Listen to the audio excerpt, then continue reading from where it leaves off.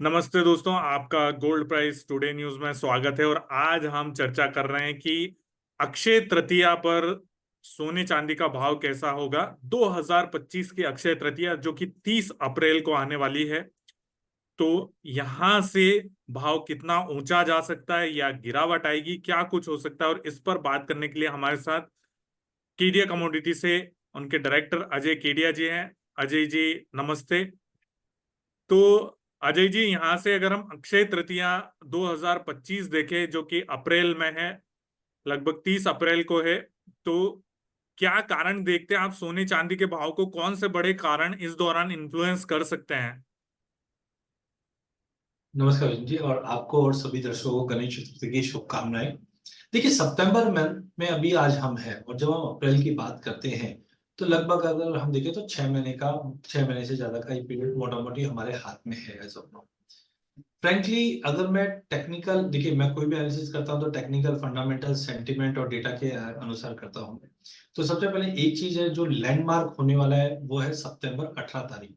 तो यहाँ पे हम देखेंगे पहली बार रेट कट का अनाउंसमेंट नहीं होने वाली है, और अब हमको मालूम है कि करीबन 0.25 का रेट कट 72% की प्रोबेबिलिटी पे पहुंच चुका है। इवन 0.5 भी दौड़ लगा रहा है, जहां पे हम देख रहे हैं जो पिछले हफ्ते 24-25% पे था, वो अब कहीं ना कहीं प्रोबेबिलिटी और ज्यादा बढ़ती हुई दिखाई दे रही है कि 0.5 का भी रेट कट पॉसिबल है। देखना है कि अगले 10 दिन के अंदर, 8 दिन के अंदर कैसा सिनेरियो बनता है। बट इसके बाद तीन ऐसे बड़े इवेंट है जो आपको ध्यान देने हैं। एक तो रेट कट का है ही है, इसके बाद नवंबर में इलेक्शन है, और जिस ढंग से हम देख रहे हैं कि जॉय बाइडेन बैकआउट करने के बाद कमला हैरिस और डोनाल्ड ट्रंप, इन दोनों के बीच में ये फाइट चल रही है। पलड़ा दोनों आपस में भारी है। बट मुझे पर्सनली लगता है कि डोनाल्ड ट्रंप का विन एक कहीं ना कहीं बहुत ही बड़ा एक सेटबैक हो सकता है गोल्ड के लिए। कारण उसका इसलिए बता रहा हूं मैं, क्योंकि देखिए, डोनाल्ड ट्रंप ने पिछले एक डिबेट तो अभी कल रात को हुआ ही है, बट उससे पहले उन्होंने बताया था कि इंटरेस्ट रेट इतनी जल्दी कट नहीं करना चाहिए।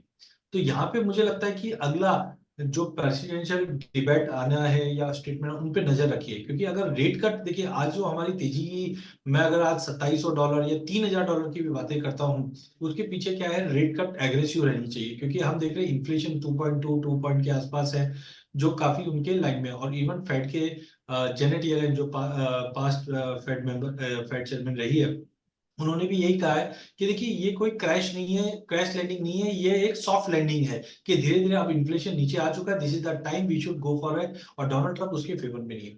इसके अलावा एक न्यूज आई हुई है रशिया की। रशिया में थोड़े से हम देख रहे हैं कि कंसर्न्स अब आने लग गया है, क्योंकि किसी ने ये उम्मीद नहीं की थी कि 2-2.5 साल ये लड़ाई चल जाएगी।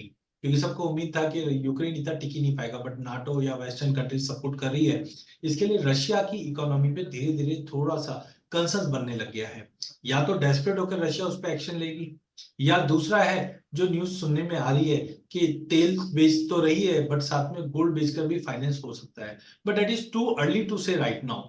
बट ये दो तीन स्टोरी को अगर छोड़ देता हूं मैं, इसके अलावा rate cut, technical breakout, geopolitical tension, central bank की बाइंग, ईटीएफ में बाइंग, ये सारे फैक्टर्स जो मुझे लगता है, ये लगता है बैर मिनिमम आप 2750 का लेवल हम इंटरनेशनल में आराम से अक्षय तृतीया तक देख सकते हैं। इवन गोल्डमैन सैक्स की रिसेंट रिपोर्ट भी आई है जो 2025 में $2700 देख रही है। बट मुझे लगता है कि 2025 का एंड तो बहुत दूर है। हम अगर जो ये मोमेंटम इलेक्शन का, रेट कट का जो बनना है ना, ये इतना सीवियरली वॉलेटाइल करेगा। जो हमने मार्च अप्रैल मंथ में देखा था सोने में, एक वॉलिटिलिटी बन गई थी कि डोमेस्टिक मार्केट पे डेढ़ डेढ़ 2-2 हजार रुपए की तेजी बनने लगी। वैसा ही कुछ मुझे लगता है कि सीवियर वॉलिटिलिटी, वीरेंद्र जी, मुझे लग रहा है कि अगले 6 महीने में बनेगा। और मैं अभी भी, अगर कुछ ऐसा नेगेटिव नहीं बना, तो $2700 तो बैर मिनिमम क्रॉस करते हुए देखेंगे। जी, आपने जो है फेड की तरफ से रेट कट की बात की, तो जो राइटर्स ने पोल किया था अभी हाल ही में, तो दर्शकों मैं बता दूं, वहां पर 101 लोगों का उन्होंने पोल किया था, जिसमें से सिर्फ 9 लोगों ने बोला है कि 0.5% का रेट कट होगा। बाकी सभी लोगों ने बोला है कि 0.25% का रेट कट होगा। तो जैसे अजय जी ने कहा कि रेट कट होने ही वाला है, सर्टेन है। और कहीं ना कहीं वहां पर जो है अब फेड की तरफ से उनकी आगे की कमेंट्री, यानी आगे कितना, जैसे वो कह रहे हैं कि रेट कट आगे कितना, किस तरह से कट होगा, अगर वो हमें पता चलेगा तो बाजार उसके आधार पर भागेगा। दूसरा अजय भाई, चाइना की तरफ मैं आपको थोड़ा सा ले चलूंगा। वहां पर कह रहे हैं कि रियल एस्टेट मार्केट खराब हो रहा है, और वहां पर कहीं ना कहीं स्टूमुलस और पैकेज की बात चल रही है। नॉर्मली हम देखते हैं कि चाइना जो है वही डेटा बाहर आने देना चाहता है जो वो चाहता है कि बाहर जाए। नॉर्मली तो जो है चाइना का अगर आप देखोगे तो वो कभी भी बाहर जो अगर उनका खराब भी सिचुएशन है तो वो उतना डेटा बाहर नहीं आने देते। तो वहां पर आप कैसे देख रहे हैं और वो कैसे इम्पैक्ट कर सकता है? क्योंकि अगर हम देखें पिछले 4 महीने से चाइना का सेंट्रल बैंक खरीदारी नहीं कर रहा है तो भी सोने का भाव $2500 के ऊपर बना हुआ है। तो जब चाइना वापस से मार्केट में अगर आएगा खरीदारी करने तो क्या कुछ हो सकता है? देखिए, चाइना और इंडिया ये दो ऐसी कंट्री है जिनका प्रेम सोने से बहुत ज्यादा रहता है। इनफैक्ट मैं तो काफी मेरे सेशन में बोलता भी हूँ कि इंडिया में तो गोल्ड हम बाय नहीं करते हैं, हम गोल्ड को कंज्यूम कर लेते हैं। तो आज भी हम देख रहे हैं कि ईटीएफ आया, गोल्ड बॉन्ड्स आए, उसके बावजूद भी हमारे इंपोर्ट्स आज 650-700 टन के ऊपर है। वहीं अगर चाइना की भी अगर हम बात करें तो चाइना का भी ऐसे ही कुछ हाल है। अगर हम लास्ट जो अभी गोल्डमैन माफ कीजिए, ये वर्ल्ड गोल्ड काउंसिल की रिपोर्ट आई जहाँ पे बताया 850 टन के करीब फर्स्ट हाफ में हमने चाइना का गोल्ड रिपोर्ट देखा, जो 10% वाई ओ वाई बढ़ा है। नो डाउट Q2 अच्छा नहीं था, और अब स्ट्रॉन्ग डिमांड इसलिए लग रही है क्योंकि Q4 जो रहता है वो चाइना के लिए काफी स्ट्रॉन्ग रहता है। जो आप बोल रहे हो बराबर है कि चाइना जो नंबर दिखाना चाहता है वही दिखाता है, बट अभी मुझे लगता है कि कोविड के बाद से ही चाइना बिल्कुल ही एक हम बोल सकते हैं पैसिमिज्म में चला चुका है। तो जो वर्स्ट प्रॉपर्टी मार्केट को लेकर जो आना था वो ऑलमोस्ट आउट हो चुका है। तो आई थिंक चाइना ने अभी तक जो गोल्ड परचेज दिखाया नहीं है, वो कभी भी अगर आता है तो वो पॉजिटिव करेगा। इनफैक्ट एक डेटा और मैं देख रहा हूँ जहां पे बताया कि इनफ्लो जो चाइना के गोल्ड ईटीएफ है वहां पे एक सस्टेनेबिलिटी दिखी है। और लगभग अगर हम देखते हैं तो एयूएम के अंदर भी 94 टन्स का एक रिकॉर्ड कलेक्टिव होल्डिंग बना हुआ है। तो ये दर्शाता है कि देखो, कोई भी अनसर्टेनिटी होगी तो गोल्ड का प्रेम तो कंटिन्यू रहता ही है। साथ में अगर हम देखते हैं तो मुझे लगता है कि चाइना मोस्ट प्रॉब्ली जो Q4 का पीरियड जो रहता है वो हमेशा काफी स्ट्रांग रहता है। तो आई एम नॉट डाउटिंग। और चाइना में भी अभी क्या हो रहा है कि जिस ढंग से अनसर्टेनिटी बनी है तो गोल्ड की डिमांड तो मुझे लगता है कंटिन्यू रहेगी। तो ठीक है, डेटा आएगा वो आगे देखेंगे, बट अब तक अगर हम देखें तो चाइना ने कोई भी ऐसा नेगेटिवनेस नहीं दिखा है जो पहले दिख रहे थे। तो आई थिंक कि चाइना का जो डेटा पॉइंट है वो जैसे जैसे इकोनॉमी इंप्रूव होगी तो अभी भी लोगों का जो प्रेफरेंस है, जैसे इंडिया में प्रेफरेंस गोल्ड का रहता है वैसे चाइना में भी है। तो आई थिंक अच्छा डिमांड रहना चाहिए। तो अजय भाई, अक्षय तृतीया अगर हम देखें भारतीय हिसाब से भी काफी जो है शुभ माना जाता है सोना चांदी खरीदना। तो भारतीय बाजार के हिसाब से आप वहां पर कितना भाव देख रहे हैं अक्षय तृतीया तक, अप्रैल 30, 2025? देखिए, एक चीज और मैं इसमें लाना चाहूंगा। अगर हम अक्षय तृतीया की बात भी कर रहे हैं और डोमेस्टिक मार्केट की बात करें, उसमें दो तीन चीज है। गोल्ड सोनियर बॉन्ड नए ट्रेंच आएंगे नहीं आएंगे, क्या अट्रैक्टिव रहेगा, वो मुझे लगता है कि थोड़ा डाइजी लग रहा है। Because already we have seen जो अभी रिसेंट एक्सपायरी हुई थी उसके बाद जो कहानी बनी है वो सब हम जानते ही हैं। तो मुझे लगता है वो एक बड़ा ट्रिगर होगा जिसकी वजह से लोगों को जो चार्म मिला था पिछले 10 सालों में गोल्ड में निवेश करने का, क्योंकि आज 20% से ऊपर के रिटर्न मिल रहे हैं इक्विटी में। अनसर्टनिटी, मैं तो बहुत बार मेरे क्लाइंट को बोलता हूँ कि आज आप गोल्ड में बाय करो और इक्विटी इक्विटी में बाय करते ही एक हम बोल सकते हैं हार्ट अटैक के चांसेस थोड़े कम हो जाते हैं। क्योंकि ऑलरेडी हम देख रहे हैं ना, इलेक्शन के टाइम पे 9 टका टूटता है। फ्राइडे जो सॉरी मंडे जो येन कैरी ट्रेड का हुआ था उसमें भी मार्केट टूटता है। तो एक हार्ट अटैक की जैसी चीज है। लेकिन गोल्ड एक सिंपल अगर हम देखें तो डबल डिजिट का रिटर्न दे रहा है। तो आई थिंक लोगों का रुझान गोल्ड की तरफ बहुत ज्यादा बढ़ा है। इनफैक्ट एक फिगर है जो एमफी ने कल जारी भी किया था जहां पे हम देख रहे हैं कि गोल्ड ईटीएफ में लोगों का रुझान बहुत ज्यादा बढ़ा है। तो आई थिंक गोल्ड बॉन्ड जो मार्केट से नदारद होंगे तो इसकी वजह से भी लोगों का रुझान जो है ईटीएफ में प्लस फिजिकल गोल्ड में ज्यादा बढ़ेगा। सेकंड है, रुपए पे नजर रखिए। आज हम इंडियन इकोनॉमी को इतना स्ट्रांग बता रहे, सब चीजें एग्रीड, वर्ल्ड में अच्छा है, तो why rupee is not getting strength? आज भी रुपया 84 के करीब है।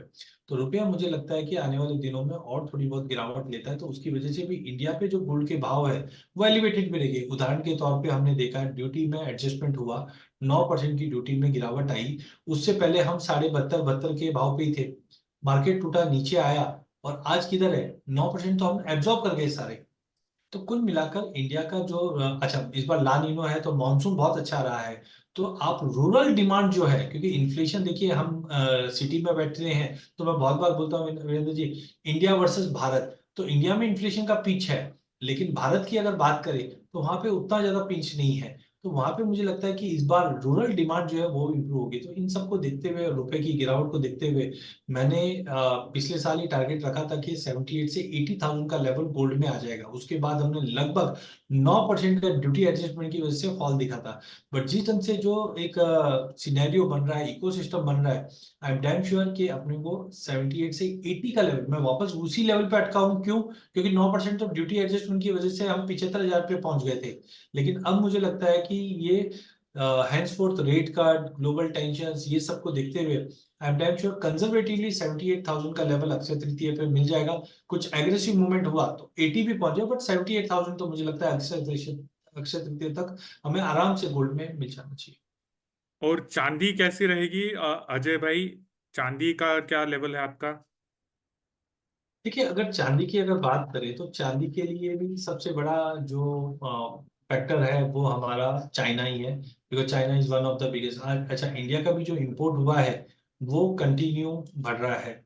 सेकेंडली, अगर हम रिसेंटली सिल्वर इंडस्ट्रियल डिमांड की बात करें, वो रिकॉर्ड हाई पे है। थोड़ा बहुत हमने कंसर्न्स इसलिए देखा है क्योंकि अभी जो थोड़ा सा रिसेशन का फियर ये सब बना है, जिसकी वजह से थोड़ा सा डाइजीनेस जरूर बना है। बट कुल मिला के मुझे लगता है कि चांदी के अंदर जो इंडस्ट्रियल डिमांड है वो अपने हाई पे है, जहाँ पे हम इलेक्ट्रॉनिक्स में, एलॉयज में, इन्वेस्टमेंट के ऊपर, ज्वेलरी में, सिल्वरवेयर, फोटोग्राफी, हेजिंग, इन सब में कंटिन्यू बनी हुई है। तो चांदी में दो फैक्टर्स इंपॉर्टेंट रहेगा। पहला है $30 का लेवल। इंटरनेशनल में 30 का लेवल बिल्कुल नहीं ब्रीच कर पा रहा है, बट स्लोली एंड स्टेडीली हम देखेंगे कि $30 का लेवल ब्रीच कर जाएगा। हायर साइड पे मुझे लगता है एक बार ये पिछला हाई 32.5 का तोड़ता है तो मुझे $38 तक का लेवल इंटरनेशनल में लगता है। वहीं अगर डोमेस्टिक मार्केट की अगर बात करें तो डोमेस्टिक मार्केट पे भी, जैसे मैंने पहले भी कहा था, 1 लाख का लेवल चांदी टच कर जाएगी। तो बहुत जन मुझे बोलते हैं, अरे सर आपकी लाख लाख वाली चांदी कहाँ है? तो मैं उनको अभी भी यही बताता हूँ, 96,500 का हमने डोमेस्टिक मार्केट पे हाई चांदी में लगते हुए देखा है। तो इन $38 की अगर बात करूँ रुपया 84 पे, तो मुझे लगता है 1,20,000 से 1.25 लाख का लेवल हम आराम से देख पाएंगे। हाँ, इसमें थोड़ा सा कंडीशन ये है कि देखिए, आगे इंडस्ट्रियल डिमांड या इंडस्ट्रियल ग्रोथ पे देखो, सारे सेंट्रल बैंक अभी रेट कट पे है। आज ईसीबी ने भी बोल ही दिया कि हम रेट कट करेंगे, bank of England rate cut कर रहा है, यूएस रेट कट कर रहा है। तो ये कहीं ना कहीं स्टेप्स लिए जा रहे हैं इकोनॉमी को पटरी पे लाने की। तो मैं एक कंडीशन ये लेके चलता हूँ कि इकोनॉमी अब धीरे धीरे, सेंट्रल बैंक जो स्टेप्स ले रहा है ये डिमांड क्रिएट करेगा। और चांदी $38 भी जाती है तो 1.25 लाख से समझो 1,20,000 का लेवल आराम से दिखेगा। अच्छा, एक पॉइंट और मैं बोरो करना चाहूंगा, जहाँ पे हम बोलेंगे gold silver ratio. Gold silver ratio भी हमने देखा था कि अप्रैल में 72 का लेवल दिखाने के बाद इस वक्त ये रेशियो करीबन 88 के करीब ट्रेड कर रहा है। आप 2024 से उठा के देख लीजिए, 90 के ऊपर ये रेशियो बिल्कुल नहीं जा पा रही है। और अभी रिसेंट जंप भी आया, और मुझे लगता है अगले हफ्ते भर में अगर ये 90 का लेवल सस्टेन नहीं किया तो डाउन साइड फिर से ये एवरेज भी, अगर 200 मूविंग एवरेज पकड़ोगे इसका, तो 72 पे आता है, 72 पे। और अगर 72 के रेशियो की अगर हम बात करें तो आराम से ये 1,20 का लेवल क्रॉस कर जाएगा। तो दोस्तों, सोना 78 से 80 हजार और चांदी 1,20,000 से 1,25,000 अक्षय तृतीया 2025 तक पहुंच सकते हैं, ऐसा अजय भाई का मानना है। और उनके क्या कारण है, फंडामेंटली और टेक्निकली, दोनों अजय भाई ने समझाए हैं। अजय भाई, आपका बहुत बहुत धन्यवाद हमें अपना इतना कीमती समय देने के लिए।